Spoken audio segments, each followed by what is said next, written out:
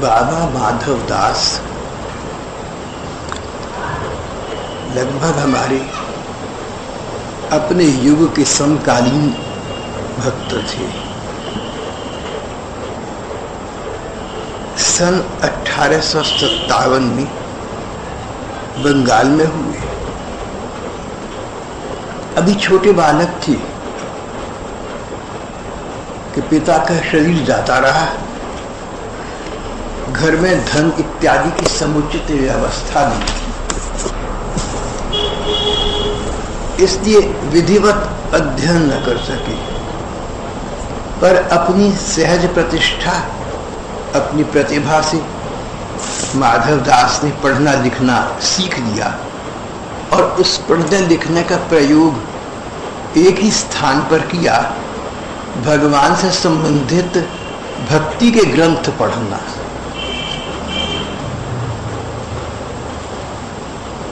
माधव छोटा बालक था,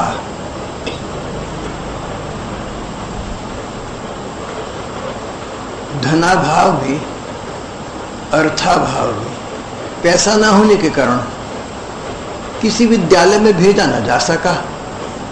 पर घर में रहकर ही उसने थोड़ा बहुत इतना पढ़ लिया कि भगवान से संबंधित धर्म ग्रंथ पढ़ने लगा। इस बालक की अलौकिक प्रतिभा का परिचय यहीं प्राप्त हो गया।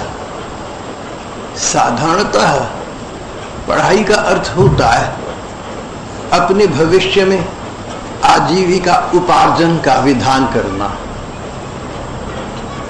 इसने थोड़ा बहुत पढ़ना इसलिए चाहा और सीखा कि भगवान के भक्ति ग्रंथ पढ़ सके। ये बहुत विशेष बात हो गई।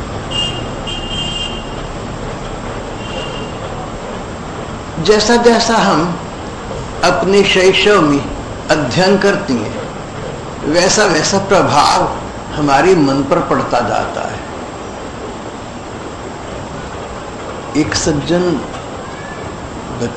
कदाचित 80 वर्ष के होंगे, बहुत सज्जन व्यक्ति थे, भक्ति भाव वाले थे। शरीर शांत होने से पहले 1-2 बरस पहले वे लगभग बेहोश रहे। बेहोशी में कुछ कुछ बुड़बुड़ाया करते थे। तो जो वो बेहोशी में बुड़बुड़ाते थे वो बातें उस युग की थी जब वो 10-20 बरस के थे। उस जमाने के मकान, उस जमाने के लोग उनकी चर्चा करते थे। लद गया था वो जमाना कब का। देखिए 80 बरस का आदमी और 60-75 बरस पुरानी बातें उसके मन पर उभर कर आ रही थी।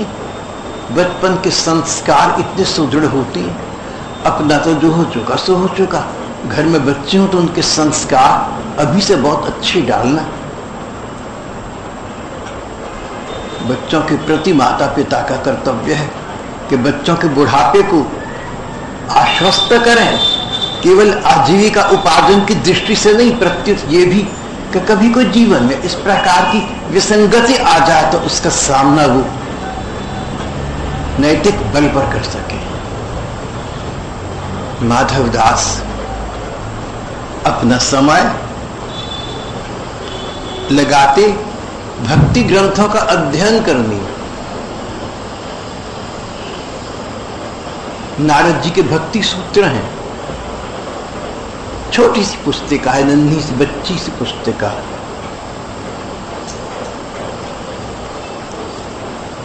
उसका हिंदी अनुवाद और उसकी व्याख्या पढ़ते थे। उसका तो आरंभ ही यहीं से होता है, अथातो भक्तिम व्याख्यास्यामः। अब हम भक्ति की व्याख्या करेंगे और फिर भक्ति की व्याख्या कर दी। ये बच्चा भक्ति सूत्रों की व्याख्या पढ़ा करता। चैतन्य महाप्रभु हुए 500 वर्ष पहले।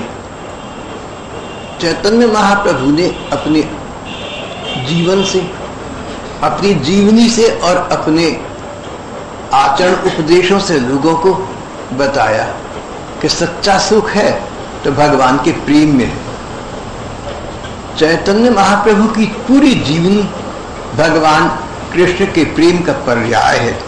माधव दास ने चैतन्य देव की जीवनी पढ़नी आरंभ कर दी। इस प्रकार उसने अनेक भक्ति ग्रंथों का अपने अबोध शैशव, अपने बचपन में ही सांगोपांग अध्ययन कर लिया। जिन लोगों ने अपना जीवन का प्रारंभिक काम, जीवन का प्रारंभिक समय राम नाम में लगा दिया, भगवान नाम में लगा दिया, स्वाध्याय और सत्संग में लगा दिया, वे धन्य हैं, क्योंकि उनका भविष्य तो स्वयं समुज्वल हो जाता है। अभी अभी आपसे कहा 80 बरस के भैया और 20 बरस के जब थे तब की बातें करें, बेहोश हो गए तो वो उस हिंदुस्तान में चली गए, उस देश में चली गए, उस बिरादरी में चली गई जो 60 बरस पहले उनकी थी। बचपन के संस्कार इतने सुदृढ़ हो जाते, सभी के हो जाते हैं। माधवदास अपना समय पाठ, पूजा, कीर्तन और सत्संग में व्यतीत कर रहे थे। बहुत समय तक उनका ये स्वाध्याय और सहज सत्संग उनका साथ देता रहा। 27 वर्ष की आयु तक उन्होंने लगभग सभी भक्ति ग्रंथों का अध्ययन कर लिया। ये बहुत बढ़िया बात हुई। कई लोग अपना जीवन सांसारिक वार्ताओं में वृथा व्यर्थ कर देते हैं। कोई सिनेमा फिल्में देखने लगे, कोई टीवी देखने लगे, कोई खेलकूद स्पोर्ट्स देखने लगे और जो भी प्रकार की चीजें चल रही हैं उनमें मन लगा ली, तो ये समय का सर्वोत्तम प्रयोग नहीं हुआ। सर्वोत्तम प्रयोग तो उसे कहते हैं जो मनोरंजन भी करे। अगर मनोरंजन नहीं होगा तो अपना मन, अपना समय हम उस दिशा में देंगे नहीं, मन लगेगा नहीं, तो मन वहां जाएगा भी नहीं, मनोरंजन हो। और दूसरा, समय का सदुपयोग उसे कहते हैं जिससे कोई ठोस वस्तु की प्राप्ति हो, जीवन में दिशा दर्शन की प्राप्ति हो। और तीसरा, स्वाध्याय या समय के सदुपयोग का तीसरा अर्थ निकलता है भविष्य समुज्वल हो। आज के रहते ऐसी वस्तु तुम संजो लो जो आगे जाकर जीवन में तब काम आए, जब तब शरीर कदाचित इस योग्य न रहे या परिस्थिति हमारी अनुकूल न हो। समय के सदुपयोग के 3 ये भावार्थ निकलते हैं। माधवदास गरीब घर का बच्चा था, पर कैसे संस्कार थे उसके, कैसी कृपा थी उस पर भगवान की। उसने समय का सदुपयोग करना जाना, इसलिए उसने अपना वर्तमान, अपना भविष्य, अपना परलोक, आसपास का समाज, मानो सभी का सुधार कर दिया। 27 वर्ष तक स्वाध्याय, सत्संग, संकीर्तन इत्यादि में अपना मन और अपना समय लगाकर माधवदास 27 वर्ष की आयु में वृंदावन चली गई। गांधी जी अपनी आत्मकथा में कहते हैं कि 27 वर्ष के होते होते मैंने अपनी पत्नी को अपनी मां मानना आरंभ कर दिया और मुझे लगा कि अब तक का समय जो हमने संसार के सुख भोग में लगाया ये तो व्यर्थ चला गया। वास्तविक जीवन, अध्यात्म का आरंभ तो अब हुआ। गांधी जी कहते सत्य सुख का पता मुझे 27 वर्ष की आयु में लगा। कदाचित सिद्धार्थ गौतम 27 वर्ष की आयु में राज्य के सुख भोग और युवराज पद का विसर्जन करके भिक्षु बन गए, परमात्मा तत्व के अन्वेषक बन गए थे। विवेकानंद तो 27 वर्ष के थे। लगभग 5 वर्ष तक उन्होंने देश की ऐसी सेवा की कि आज सारा संसार, कम से कम हमारा समाज उन्हें याद करता है। माधवदास 27 वर्ष की आयु में वृंदावन चली गई। वृंदावन जाकर उन्होंने एक निर्णय अद्भुत लिया कि किसी एक स्थान का मैं वासी न बनूंगा। प्रायः विरक्त होकर जो स्वजन जो लोग वृंदावन जाते हैं, ब्रजभूमि जाती हैं, वो कहीं अब तक टेढ़ा डेरा डाल लेते हैं, कोई छोटी झोंपड़ी में या किसी धर्मशाला के कमरे में जाकर बैठ गए। माधवदास ने निर्णय ये किया कि ये वृंदावन में जहां तक हो सकेगा भ्रमण पर रहेंगे, कभी कहीं तो कभी कहीं, और लगभग ऐसा इन्होंने पूरे जीवन भर किया। व्रज के गांव में भ्रमण करती रहे। एक स्थान पर इन्हें अपने से बहुत बड़े एक महात्मा मिले, नित्यानंद दास बाबा। बाबा नित्यानंद दास वयोवृद्ध भी थे, ज्ञान वृद्ध भी थे और भक्ति वृद्ध भी थे। नित्यानंद दास जी महाराज आयु में इनसे बहुत बड़े थे, ज्ञान में इनसे बहुत बड़े थे, और भगवत प्रेम के तो मानो उत्तंड उदधि थे, सागर थे। माधवदास की नित्यानंद जी में अगाध श्रद्धा हो गई। माधवदास जगदानंद जी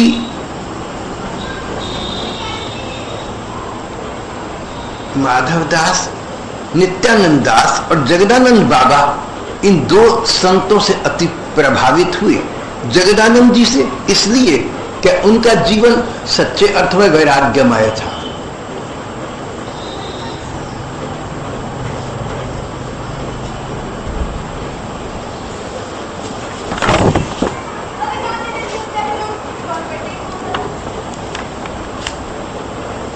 लगभग 1880 1885 के समय की चर्चा चल रही है। कथाकार कहते हैं कि उस समय वृंदावन में सच्चे संत विरक्त कम मिलते थे। देखिए, अगर 125 वर्ष पहले के वृंदावन में सच्चे संत विरक्त कम मिलते थे, तो आज का तो क्या कहना है। कहते हैं माधवदास इस बात को समझते थे। लगभग 30 वर्ष के हो गए थे, तो जानते थे कि उपदेश देने वाले तो मिल जाते हैं, लेकिन आचरण से उपदेश देने वाले कम मिलते हैं। इन्होंने देखा कि नित्यानंद दास जी और जगदानंद दास जी उपदेश तो कम देते हैं, उनकी रहनी, उनकी जीवनी ही उपदेश है। उनसे बड़े प्रभावित हुए। जगदानंद बाबा के आदर्श वैराग्यमय जीवन से उन्हें बहुत कुछ सीखने को मिला। दोनों एक दूसरे के संग में बड़े सुखी रहते थे, पर अधिक देर तक संग लाभ उठाते नहीं थे।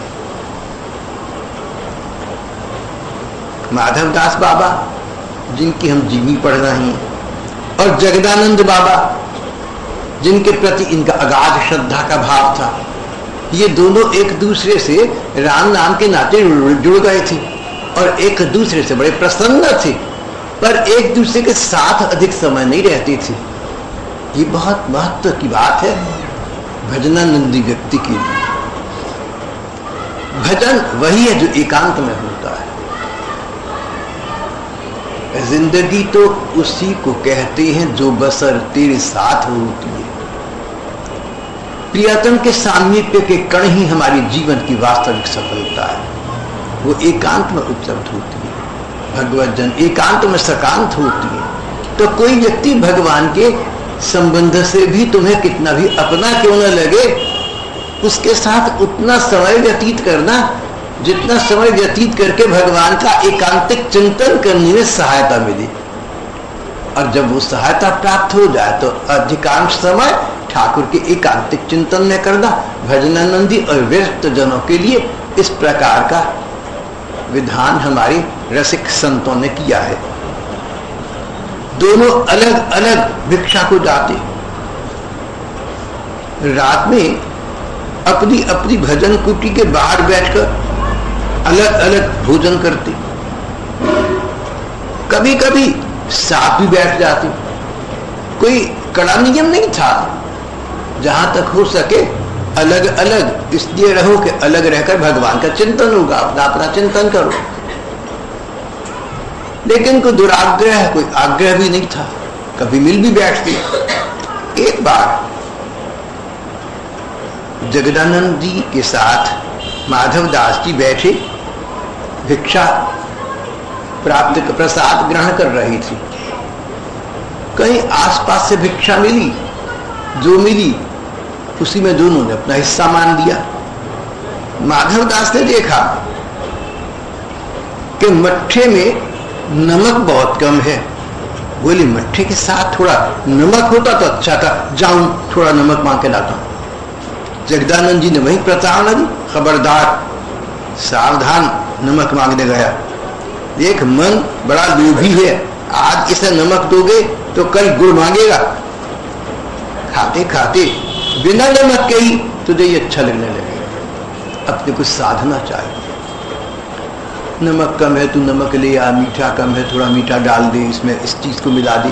भैया तो सामने आ गया, तुम्हें जितना तले उतने में अब तक गुजारा कर लो, भूखे तो मर्जी से रहे। और स्वाद के चक्र में फंसकर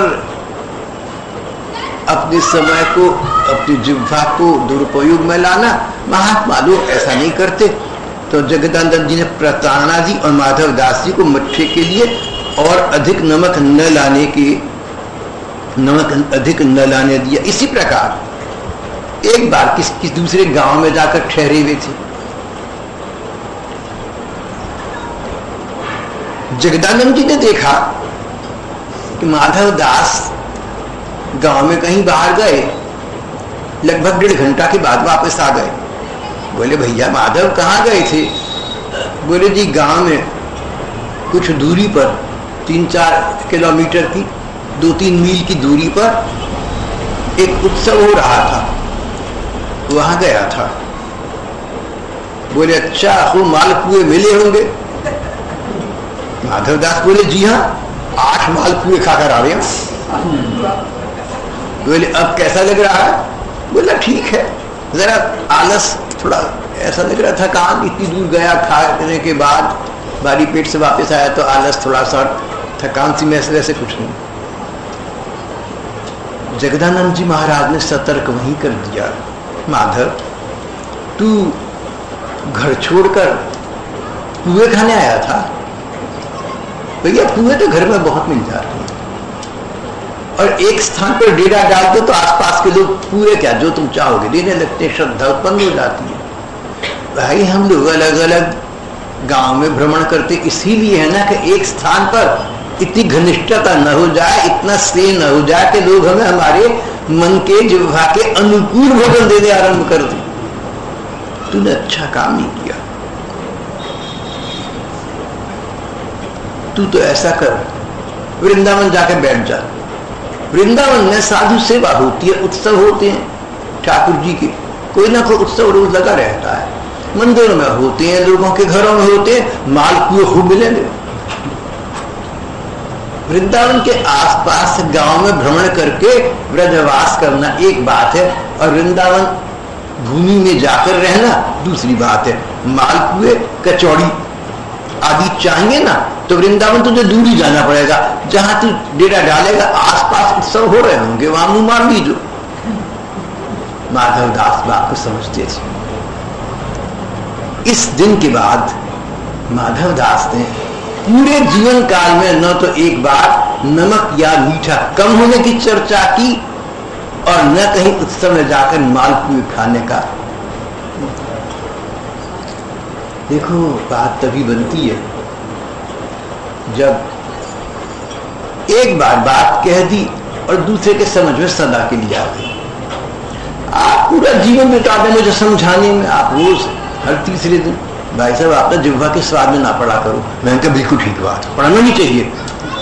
और चौथे दिन जरा थोड़ा नमक और ले आइयो, वो सटका नहीं जा गया मेरे से, और कोई बात नहीं लिया। भाई साहब आपको कहा था, बिल्कुल ठीक कहा था। 5-4 दिन के बाद मीठा इसमें कुछ कमी है। अब अगर हर चौथे दिन, हर सप्ताह, हर महीने वही बातें समझानी है, देखो मूर्ख महात्मा कई होते हैं, कई महात्मा मूर्ख होते हैं, कई महात्मा स्वार्थी होते हैं, वो समझाते रहते हैं जिंदगी भर। लेकिन जो महात्मा समझदार है और परमार्थ प्रधान है, एक बार बात कह दी, समझ में आ गई ठीक, नहीं समझ में आ गई अपना रास्ता पकड़ लिया। समाज का सुधार करना या लोगों का दिशा दर्शन करना सच्चे महात्माओं का काम नहीं होता। तो जो तुम्हें बार बार बात बताया ना, कोई ऐसा साधु संत मिल जाए, बार बार समझ जाना इसका अपना स्वार्थ है, नहीं तो बार बार क्यों बताता है? बार बार करने का नाम, बार बार करने की काम तो एक ही है, भगवान का नाम उच्चारण बार बार करने का है। साधु वही है, संत वही है, महात्मा वही है, जपिया वही है, जो एक ही बात है जिसको बार बार करता है, वो भगवान के नाम का उच्चारण है, वो नाम का जप है। और एक शिक्षा रोज तुम्हें दी है, रोज वही लेक्चर, वही कैसेट, वही रिवाइंड करी और फैला दी, कौन सुनेगा? देखो बार बार एक बात कहोगे ना तो दूसरों पर प्रभाव पड़ना बंद हो जाएगा। कई लोग बच्चों को पीटते मारते, डराते धमकाते, तो छोटे बच्चे भोले होते हैं, वो समझते हैं यही जीवन है, वो इसको स्वीकार कर लेते हैं, सीखते नहीं कुछ भी। शिष्य हो, श्रद्धालु हो, छोटे बच्चे हो, छात्र छात्राएं हो, ऐसा वातावरण बनाना चाहिए। एक बार बात कही और दूसरे के समझ में आ गई, एक तो बार बात कह के दूसरे के समझ में ना आई तो अपना समय नाश नहीं करना चाहिए। माधव दास बाबा को एक दिन तो नमक की बात हुई, फिर कुछ दिनों के बाद आज मालपुओं की बात हो गई। इस घटना के बाद माधव दास ने पूरे जीवन स्वाद की कोई चर्चा कभी की ही नहीं। उन्होंने जिह्वा को अपने वश में कर लिया। हम लोग तो जिह्वा के वश में रहते हैं, उन्होंने अपनी जिह्वा को अपने वश में कर लिया।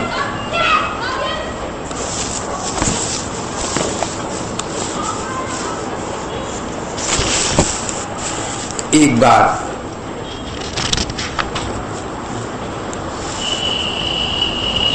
बार सोच रहे थे कि बहुत सी बातें हम व्रज के विषय में, भगवान के विषय में श्रवण करती हैं, श्रुति मधुर वार्ताएं हैं, सुनने में बड़ी अच्छी लगती हैं, कर्ण प्रिय हैं, पर क्या उनमें कोई ठोस वास्तविकता भी है? क्या व्यवहार के स्तर पर वो खरी उतरती हैं? फिर सोचा, कहती हैं कि श्री कृष्ण, यहां तक कि उनके भक्तजन भी, चैतन्य महाप्रभु रूप सनातन, सुना है कि स्वयं श्री कृष्ण और उनके परिकर के सदस्य अपने व्रज में रहने वाले साधकों को कभी भूखा नहीं रहने देती। ये जो हम भिक्षा मांगने जाते हैं ना, ये भगवान के प्रति मानो हमारे अविश्वास का द्योतक है। माधव दास बाबा ने आज अपने मन में एक बात ठान ली, मैं भिक्षा को नहीं जाऊंगा, भूखा रह जाऊंगा, लेकिन आज ठाकुर की परीक्षा हो जाएगी। मैं तो उनका भजन करने आ गया, मेरे मन में कौन सा स्वार्थ है? अब अगर ये बात सच है कि श्री कृष्ण, श्री राधिका जी, कोई सखी, कोई सखा, उनके परिकर के चैतन्य देव, कोई रूप, कोई सनातन, कोई ना कोई ऐसे भगवदीय मिल जाती है जो भूखे साधक का विधान कर देती है, आज परीक्षा होगी। देखिए, विश्वास के साथ इन्होंने, श्रद्धा विश्वास के साथ भूखे रहने का निर्णय नहीं किया, शंका की, परीक्षा की दृष्टि से किया। नहीं मिलेगा तो भूखा सो रहूंगा। उस दिन वृंदावन में गोपाल भट्ट गोस्वामी के समाधि स्थान के सामने से जा रहे थे। वहां के सेवक मथुरा दास जी द्वार पर खड़े थे। इनको देखकर उन्होंने ऐसी कातर दृष्टि डाली मानो उनकी प्रतीक्षा में हो। बोले, माधव, मधुकरी को जा रहे हो भैया, भिक्षा करने जा रहे हो, देखो आज मत जाओ, भीतर चलो, मुझे ज्वर है, पूरी तरकारी रखी है, ठाकुर जी को समर्पण करो और स्वयं प्रसाद ग्रहण कर लो। तुम भले आ गए, तुम्हें तो ठाकुर जी ने भेजा है आज मेरे पास प्रसाद भोग लगाने को, प्रसाद ग्रहण करने को। माधव दास के नयनों से जलधारा प्रवाहित हुई। सचमुच ठाकुर ने इनको भेजा, ठाकुर ही ने उनको भेजा। इनका दोनों का संयोग स्वयं श्री भगवान ने किया था। तो ये बात कि वृंदावन में भगवान के भरोसे रहो तो भगवान भूखा नहीं रहने देते, इन पर ये बात प्रमाणित और स्थापित हो गई। माधवदास बाबा दैन्य की प्रतिमूर्ति थी। दैन्य, दीनता वैष्णव साहित्य का पहला आधार स्तंभ। भगवान कृष्ण के प्रति प्रेम चाहो ना तो उसकी पहली आधारशिला दीनता है। दैन्य, दीनता का अर्थ मेरे से किसी न किसी प्रकार सभी बड़े और अच्छे हैं, इसलिए मैंने तो सबके चरणों में रहना है, मैंने सबके सामने झुककर रहना है, मैंने सबका सम्मान करना है। कई वैष्णव तो ऐसे कि कुत्ते बिल्ली का भी सम्मान करते हैं कि इनमें भी हमारे ठाकुर का ही अंश है। माधवदास बाबा इस प्रकार के वैष्णव थे। कहीं पर साधुओं की जमात बैठती प्रसाद ग्रहण करने को, तो ये उस पंक्ति में नहीं बैठते थे जहां साधुओं की पादुकाएं होती, किसी खड़ांग होती, किसी की पदत्राण होते, वहां जाकर बैठ जाती थी। कोई लाख कहो, लेकिन कहते थे नहीं, मैं साधुओं की संगत में, मैं साधुओं के पंगत में बैठने के योग्य कहाँ हूं। अगर आप मेरी उदर पूर्ति चाहते हैं, अगर आप चाहते हैं मैं प्रसाद ग्रहण करूं, तो कृपा पूर्वक आप मुझे जहां तहां बैठा रहने दीजिए। उसके बाद जब साधुओं का प्रसाद परिवेशन और ग्रहण करना समाप्त हो जाता, तो ये उनकी पत्तल उठाते और यथास्थान उसको डालकर आते। कई ऐसे साधु होते थोड़े आयु में बड़े, तो उनको लिटाकर उनके चरण संवार पांव दबाते, इसमें उनको बड़ा सुख मिलता था।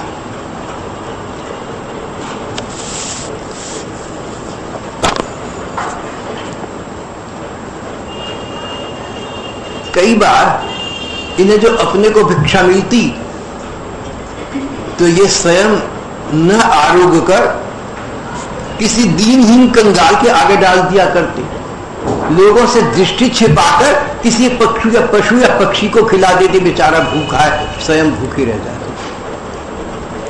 कई कहते हैं कि धर्म ग्रंथ पढ़ो, पुराण पढ़ो और भक्त गाथाएं पढ़ो तो लगता है कि भगवान जल्दी मिल गए, बड़ा आसान है भगवान का मिलना।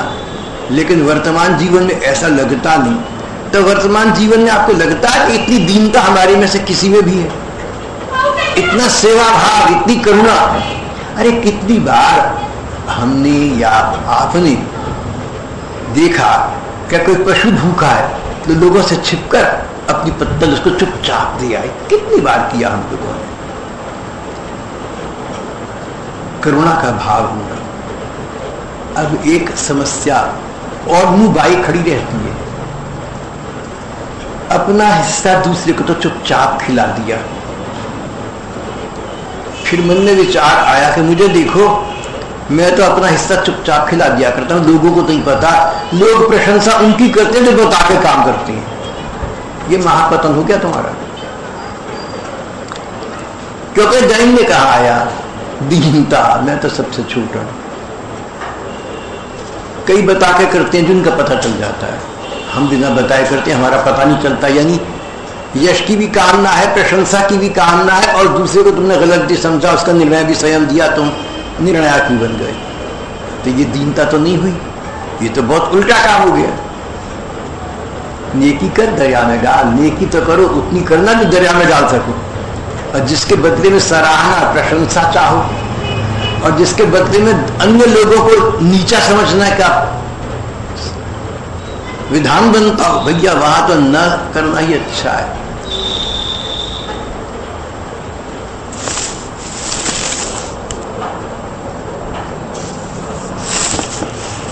बहुत समय माधवदास बाबा को इस प्रकार भजन,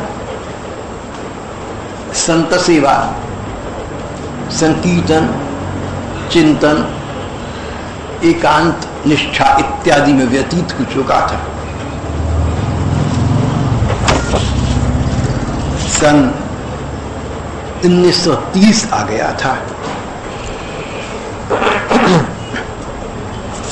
भजन के आनंद में खोई रहती थी बाबा।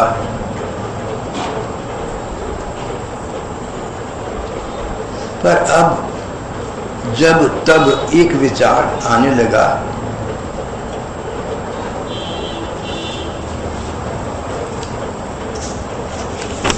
विचार यही कि मैंने सुना था कि वृंदावन में भूखे पड़े रहो, भिक्षा को जा न सको, या भजन का अभिनिवेश इतना हो कि स्वयं न जाओ। बार बार ऐसा सुना हमने कि भगवान स्वयं उसकी व्यवस्था करती हैं। कभी कोई सखी, कभी श्री राधिका जी स्वयं, और कभी ठाकुर कृष्ण बलराम अपनी भजनानंदी भक्तों का भार संवहन करती, उनके प्रसाद की व्यवस्था करती। ऐसा तो हो गया मेरे साथ, ऐसा चमत्कार तो हो गया कि भूखा रहा एक दिन तो किसी ने पुकार कर मेरी भिक्षा का प्रबंध करा था। सो तो हो जाता है, लेकिन साक्षात ठाकुर की प्रत्यक्ष कृपा न हो पाई। मुझे पिपासा है, मुझे प्यास है,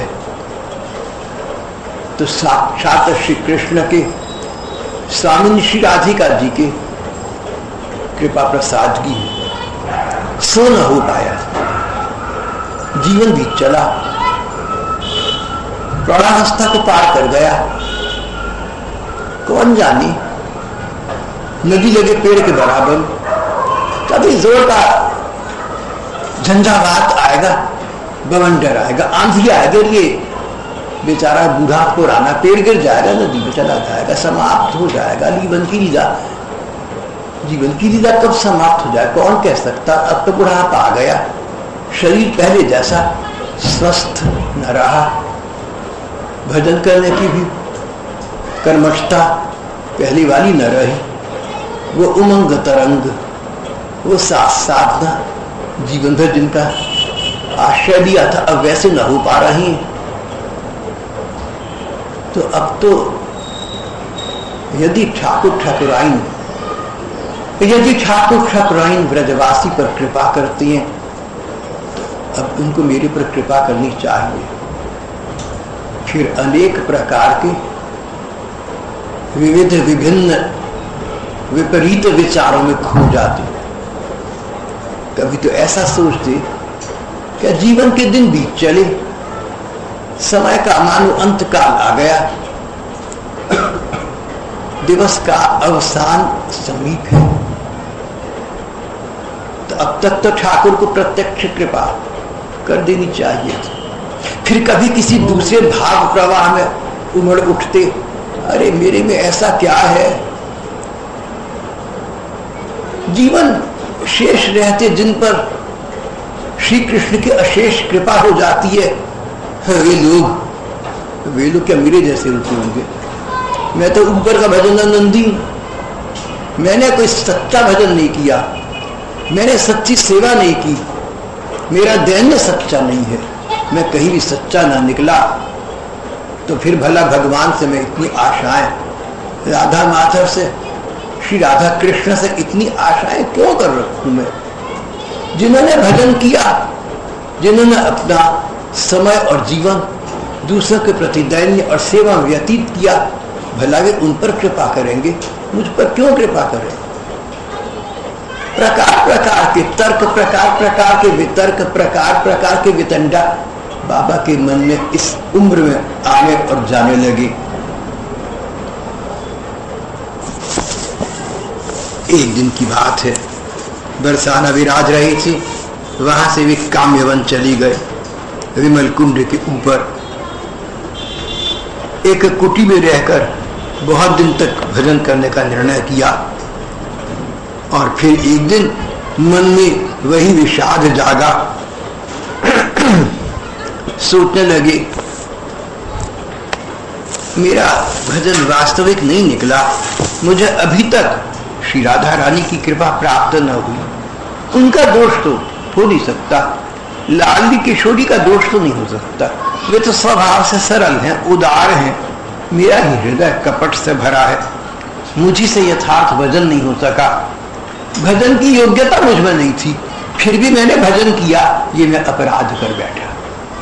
भाई बहन जो साधना पथ में गंभीर हैं, अगर आप में से अगर कोई ऐसे हों, उनके लिए ये बात बड़ी महत्वपूर्ण है। मुझे नहीं पता आपका लक्ष्य पथ सचमुच क्या है, लेकिन जिनका ये हो कि ठाकुर का सहज कृपा प्रसाद प्राप्त, उनके लिए यहाँ पर बड़ी प्रेरक बात कही गई। बाबा ने पूरा जीवन भजन में बिताया था, ये तो सत्य था। अब जीवन के संध्या काल में उनको ऐसा लगा कि भजन की योग्यता मुझ में नहीं थी, फिर भी मैंने भजन किया, मैं अपराध कर बैठा। अगर आपने 10वीं पास नहीं करी और एमए के एडमिशन का या एग्जामिनेशन का फॉर्म भर के यूनिवर्सिटी भेज दिया, तो उसके कुछ बनने वाला नहीं।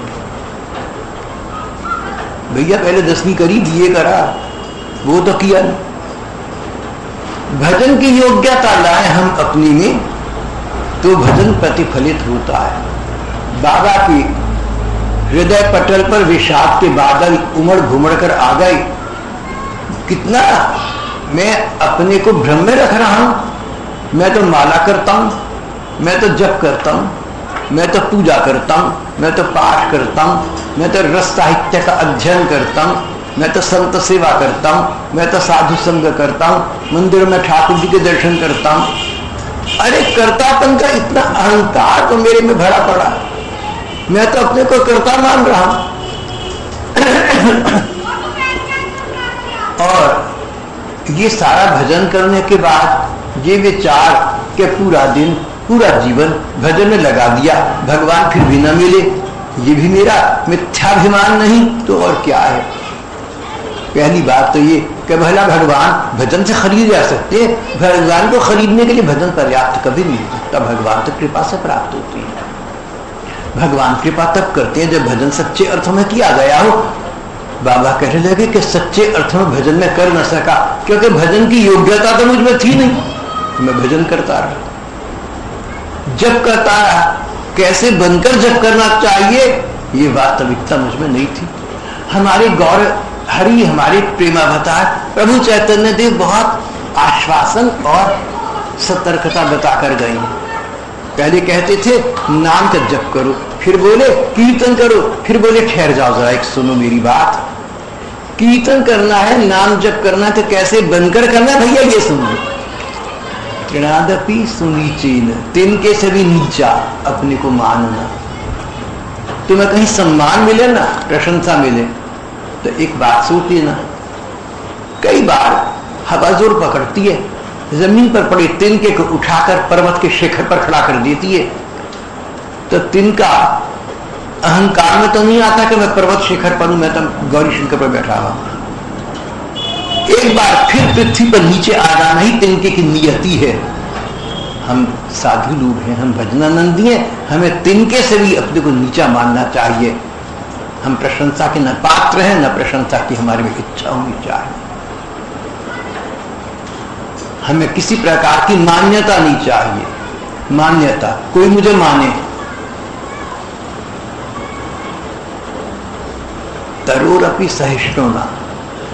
पेड़ को जो लोग मारते हैं, पेड़ उनको भी छाया देता है। जो तेरे डंडे मारे ना, तुझे बुरा करे, क्षत विक्षत करे, और तू उसको छाया दीजो भैया।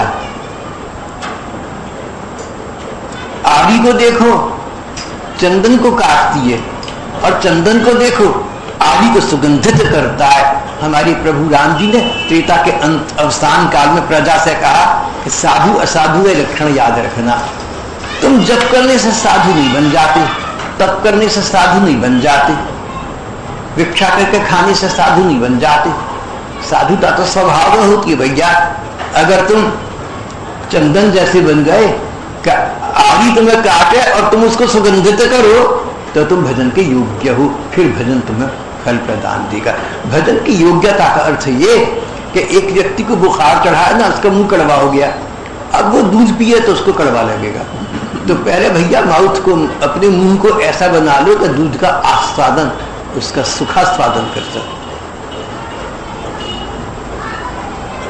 बाबा कहने लगे कि हमारे प्रिय अवतार प्रभु चैतन्य देव भजन के लिए किस प्रकार की क्षमता और योग्यता हमें चाहिए पहले बता गए थे, हम उस पर चल न सके। जबकि सचमुच चले थे बाबा, लेकिन मन कहता था चलिए नहीं। जब आप में कोई गुण हो ना जो भगवान को दिखे या दूसरों को दिखे और आपको अपने को न दिखे, तो समझ जाना कि भगवान की कृपा आपको प्राप्त होनी आरंभ हो गई।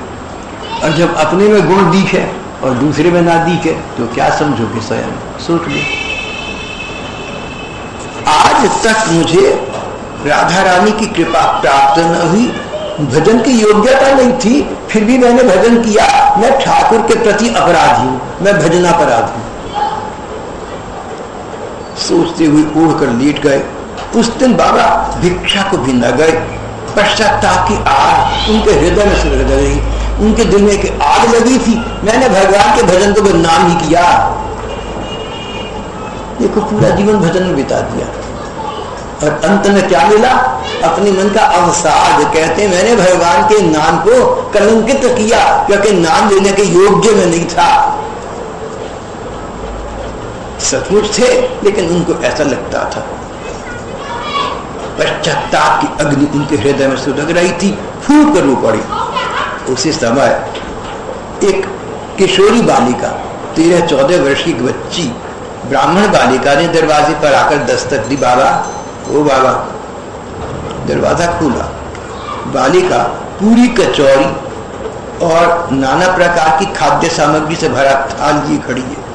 थाल बाबा के सामने रखा। बोली बाबा तू आज मधुकरी को गयो ना, मैया ने तेरे ताई भेजो पाए। बाबा ने उसे सहर्ष अंगीकार कर दिया। ये सोचकर कि ब्रजवासी भिक्षा में प्राप्त पूरी कचौरी पकवान बड़े प्रेम से खाती, बालिका से भी खाने का अनुरोध किया। बोली मैं तो बनिए के घर जाकर खीर रोटी ठीक खाकर आई, मैं नहीं खा सकती। बालिका चली गई। बाबा ने बालिका की लाई मधुकरी ग्रहण की। उसकी दिव्य गंध और दिव्य स्वाद से चमत्कृत हो गए। सब समझ गए साधारण बालिका नहीं थी। मैंने ताना दिया था श्री राधिका जी को, तो वे उस रूप में आकर प्रत्यक्ष कृपा कर गई जिसके लिए योग्य था। अगर मैं राधिका जी के साक्षात दर्शन के योग्य होता तो साक्षात दर्शन दीजिए।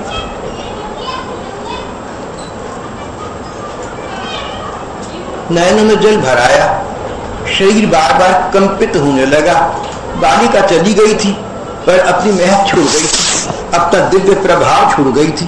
बाबा के नयनों के सामने उसकी सलोनी छवि छलक रही थी। सोच रहे थे उसके मुखार बिंद पर अपूर्व लावण्य की आभा थी। सचमुच राधा रानी जाति पाति का विचार नहीं करती। उन्होंने यही दिखाया कि ब्राह्मी कन्या के रूप में आई थी और बनिए के घर खा आई। भगवत प्रेम में जाति पाति का विचार नहीं होता। अभी वृंदावन गया तो एक महात्मा मुझे मिले, कहने लगे कि ब्राह्मण हूं ना, इसलिए अमुक काम करता या नहीं करता हूं। मैं तो उनसे बहुत छोटा था। मैंने मुस्कुराकर बात टाल दी। मन में सोचा भैया वृंदावन आ गए, ब्रज के हो गए, अब क्या ब्राह्मण और क्या क्षत्रिय। कन्या का विवाह हो गया, जाति समाप्त। अब तो पति की जाति। भैया तू तो अगर है ना तो बामनी दिल में आया, कह दू तू बामनी बननी हो गई। ये कृष्ण ब्रज के वैश्य जाति के हैं, ग्वाले हैं, तू तो ग्वाली में हो गई, तू ब्राह्मणी ब्राह्मण कहाँ रही। लेकिन ऐसा कहने का न तो हौसला किया और न ऐसा कहना उचित ही था, क्योंकि ऐसा हो सकता है कोई व्यक्ति एक बात आपसे कहे जो आपको जचे नहीं और 99 बातें उसमें इतनी महान हो जो आप में हमारी में नहीं है। तो उनके विषय में मुझे ऐसा लगा था, मैं चुप रहा। लेकिन मुझे ये बात ही जची कि ब्राह्मण, अरे वृंदावन आ गए, जाति पाति कुछ है नहीं, कोई हरि को भजे सो हरि का हुई। श्री राधिका जी ने ब्राह्मणी का वेश धारण करके बनिए के घर भोजन करके यही बात जताई थी। माधव दास बाबा सभी के बड़े प्रिय थे, पर इस घटना के बाद बाबा में बड़ा बदलाव आ गया। 18-19 वर्ष तक वे यहीं रहे थे और मुंगेर के राजा रघुनंदन प्रताप सिंह इनके बड़े श्रद्धालु हो गए थे। कभी उनसे कुछ लेते न थे, पर एक बार क्यासू जी बोले, रघुनंदन जब मैं मरूंगा ना तो अनेक भक्त मेरे उत्सव के लिए बहुत कुछ तुमसे धन ले लेंगे, उन्हें भले ही ना देना, इस समय मुझे धन दे दो, मैं कथा कीर्तन पाठ में लगाना चाहता हूँ। भूरी व्यक्ति, सरल व्यक्ति थे। राजा रघुनंदन प्रसाद सिंह ने सन 1933 में उनको 500 रुपए का नोट तुरंत निकाल कर दिए। उस समय उनके पास जितने पैसे थे सब दे दिए। देखिए 1933 के 500 कितने होंगे। तो राजा के पास, लेकिन उसने ये नहीं सोचा 500, जितने थे सभी चरणों में रख दिए। 1833 में संकीर्तन श्रवण करते हुए बहुत से महात्माओं और वैष्णव के सानिध्य में इन्होंने अपना पार्थिव शरीर त्याग कर दिव्य धाम में प्रवेश कर दिया। श्री कृष्ण गोविंद।